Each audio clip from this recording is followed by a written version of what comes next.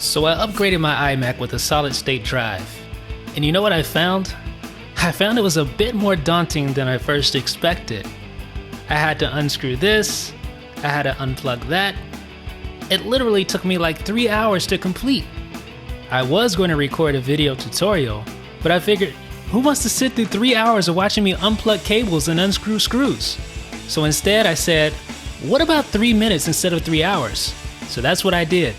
Sit back and enjoy.